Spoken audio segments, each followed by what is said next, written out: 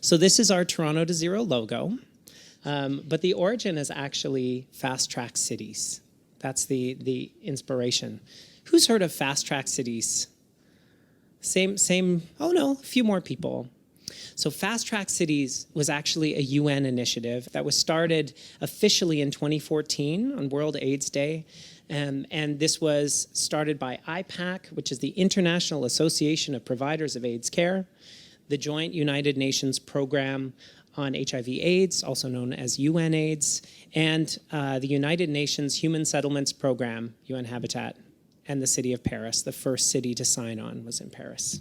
And basically, Fast Track Cities, the background is most people, the highest number of people in the world that have HIV are living in urban centers. That's sort of the modern direction of HIV. And that could be because people test positive and they come to urban centers in order to seek care, or it could be because, there's more sort of, especially with gay people, right? Like there's more community, they go where there's more community. So Fast Track Cities basically said, let's get the urban centers going. Let's give them a little bit more emphasis, a little bit more push. And so they started rolling out this aggressive 90-90-90 target that the UNAIDS came up with, which is that 90% of people are diagnosed, 90% of people are on treatment, and 90% of people are virally suppressed. And we now know that if you're on treatment, you're taking your treatment properly, your viral load goes down, you can't pass it on, which is amazing information. And for those of us who are living with HIV, it's like amazing times a million, as long as you can get the medication. But that's another discussion. So there are over 300 cities across the world that have signed on to Fast Track Cities. So in Africa, a bajillion. Latin America, this is all from the Fast Track Cities website. It's not as attractively presented, but it's all there. Yes, I did make these slides. Whole bunch in Europe. What's also interesting to know is that in the time that this presentation has been adapted, another 50, 60 cities have signed on. So this is a movement. This is an international movement. And here we have North America. Again, the writing's really small. Montreal is the only Canadian city that has officially signed on to Fast Track Cities. However, there are a couple of things that we have to sign on to in order to be officially a Fast Track City. So we have to be interested in the targets. So 90% of people knowing their status, 90% of people are on ARTs, 90% of people are on treatment. And another thing that's really important to Fast Track Cities is to really attack HIV stigma and discrimination. And that's something that has been missing from healthcare, from all of these things. And so this is another thing that makes it kind of a social movement as well. This is where you equals you, can't pass it on. We all work together here. And so what's happening and what we've noticed is some of the cities that are signed up to Fast Track Cities, they have this extra momentum, this extra energy, and they're actually surpassing their targets. And so some of these cities, Amsterdam, London, and Melbourne are 3 examples. They're surpassing their targets. They're creating newer ones that are even more ambitious, and they're doing super, super well. So Toronto wants to get on board. And so these are some of the things. Why should we join? We're a great community. We have always been an activist city. I wanted to blow up this photo because that's Young and Wellesley, and there's a die-in. I also did not know there used to be a pizza there. There's now a convenience store. There's a part of me that wants the pizza back. You can see ACT actually in this picture as well, although it wasn't. Yeah, it wasn't ACT at that time. But anyway, so why don't we sign up? I'm just going to tell you a little bit about the stats of where Toronto is now, and then I will answer that question. So Toronto is the most populous city in Canada. We know that. And so this data from 2015, that's the most recent data that we have in terms of diagnoses. 8,649 people living in Toronto live with HIV. And we can guesstimate, although it's very difficult to know for certain, that there's 15%, up to 15% more who do not know their status. unfortunately, we can't know for certain, but and compared to the rest of Canada, Toronto has way higher HIV rates. And then in terms of how we're doing with our 90-90-90 already, because that is something that provincially we have been interested in and trying to do, we're below our diagnosis mark, and we don't have Toronto-specific data there.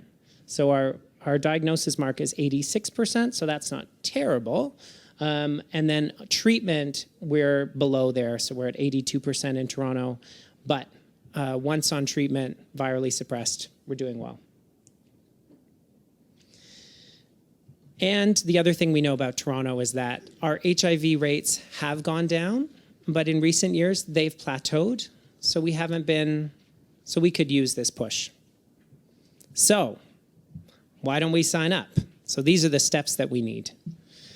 So one step is we establish a committee of people, of community members, of stakeholders, and we chat with them, and we get them, the quote is enthusiastic buy-in, and with 25% representation from people living with HIV. So we got that. We named credible community-based co-chairs for this committee, so people to lead this committee of people. Yes. We have established a 5-person coordinating committee to take responsibility to do the work in between these meetings, these larger meetings. Hired a single coordinator. Yes, I am single. The last step, though, we do not have. And there's a lot of reasons for this. However, we can still move forward without officially signing on to fast-track cities. We can still work with the other international organizations, municipalities, and that's exactly what we've been doing. So the targets that have been set, they want to increase not from 90-90-90, but to 95-95-97, so that more and more and more people are diagnosed and treated and virally suppressed.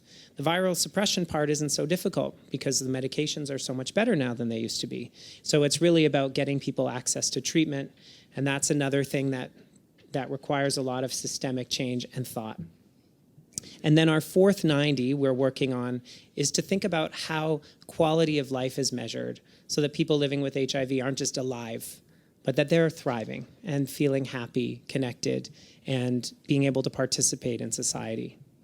And HIV stigma is a big part of what prevents people from either getting tested, getting treated, or being happy. All of us in this room know something about stigma. I'm assuming, whether it's HIV related or not. Wouldn't it be amazing if we could decide, and if we worked with public health and we worked with municipalities to kind of see what we could do about that?